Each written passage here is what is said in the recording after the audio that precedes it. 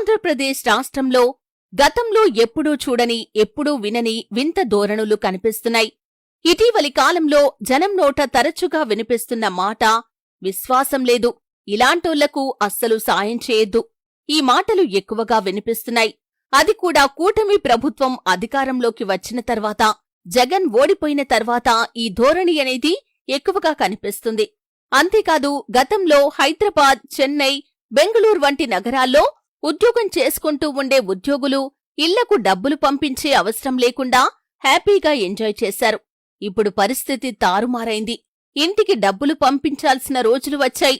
ఇళ్ల నుంచి ఎంతో కొంత డబ్బు పంపించయ్యా అనే మాటలు ఫోన్లల్లో వినిపిస్తున్నాయి. 10 నెలల్లో అంతా తారుమారైంది. జనంలో ఇంతలో ఇంత మార్పు ఏంటి అనే చర్చ జోరుగా నడుస్తుంది. జగన్ ప్రభుత్వం సంక్షేమ పథకాల అమలు విషయంలో మరో లెవెల్. ఇవన్నీ జనం డబ్బులే, జనం సొమ్మే. జనానికి ఆదరణ కోసం, అవసరం కోసం వేడినీళ్లకు చన్నీళ్లు తోడైనట్లు ఇచ్చారు. అంతా బాగానే ఉంది. హ్యాపీగా తింటున్నారు. కడుపు నిండింది. ఇంకేముంది, ఆరు బయట కూర్చుని నలుగురిలో ఒకటే విష ప్రచారం. జనానికి ఊరికే ఎందుకు పంచుతారు? సోంబేరులను తయారు చేస్తున్నారు. కష్టపడి పని చేసుకోవాలి కదా అంటూ కారు కూతలు కూశారు. స్వేచ్ఛ లేదు, మందుపై నిర్బంధం ఏంటి, చదువుపై ఆయన పెత్తనం ఏంటి, కార్పొరేట్ ఆస్పత్రులు ఉండగా ప్రభుత్వ మెడికల్ కాలేజీలు ఎందుకు అంటూ వితండవాదం చేశారు. ఇప్పుడు సీన్ మారిపోయింది.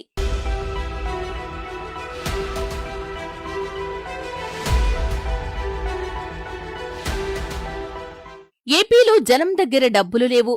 పండిన పంటలకు గిట్టుబాటు ధర లేక రైతులు అప్పుల్లో ఉన్నారు. వ్యవసాయ పనులు లేక కూలీలకు పనులు దొరకటం లేదు. ప్రైవేట్ స్కూల్స్ రాజ్యం వచ్చింది. ఫీజుల దోపిడీ జరుగుతుంది. ప్రభుత్వ ఆస్పత్రులు సంకనాకిపోయాయి. కార్పొరేట్ వైద్యం పేరుతో లక్షలకు లక్షలు ఫీజులు వసూలు చేస్తున్నారు. 10 నెలల్లో జనం బాగా కాలిపోతున్నారు. దీనికి ఆజ్యం అన్నట్లు ఎవడూ అప్పు కూడా ఇవ్వటం లేదు. దీంతో వ్యాపారాలు అమాంతం పడిపోయాయి. వ్యాపారాలు లేక, డబ్బులు రొటేషన్ లేక అంతా గందరగోళం. ఏపీలో ఎవడైనా డబ్బులు అడిగితే విశ్వాసం లేదురా నాయనా, వచ్చే డబ్బులను కాదనుకున్నారు, ఆశపడ్డారు కదా, ప్రభుత్వాన్ని అడగండి, మమ్మల్నెందుకు అంటున్నారట. అంతెందుకు, ఓ వీకెండ్న ఓ కుటుంబం యాత్రలకు వెళ్ళింది. 4 గుళ్ళు తిరిగింది.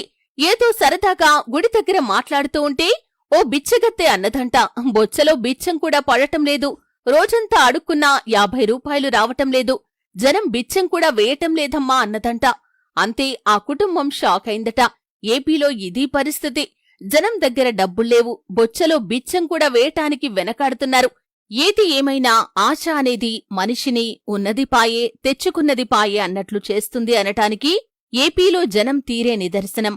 స్వేచ్ఛ వచ్చింది, స్వేచ్ఛగా జీవించండి, స్వేచ్ఛగా అనుభవించండి, స్వేచ్ఛగా సంపాదించుకోండి, స్వేచ్ఛగా పనులు చేసుకోండి. అంతేకాని కూటమి ప్రభుత్వం ఇస్తానన్న సూపర్ 6 హామీలు అడగద్దు. ఇస్తానన్న 15,000, 15,000, 15,000, 18,000 మాత్రం అడగొద్దు. ఏం మీకు కాళ్ళు లేవా, చేతులు లేవా? సంపాదించుకోండి, సంపద సృష్టించండి. అంతేకాని బాబుగారు చేసిన 1,00,000 కోట్ల అప్పులు మాత్రం అడగొద్దు. 99 పైసలకే ఎకరాలకు ఎకరాలు ఇస్తున్నారెందుకు అని కూడా అడగొద్దు. స్వేచ్ఛగా బతికేయండి. ఇదండి ఏపీలో బొచ్చలో బిచ్చం కూడా పడటం లేదు అన్న ఓ బిచ్చగెత్త కామెంట్ వెనక ఉన్న నిజం.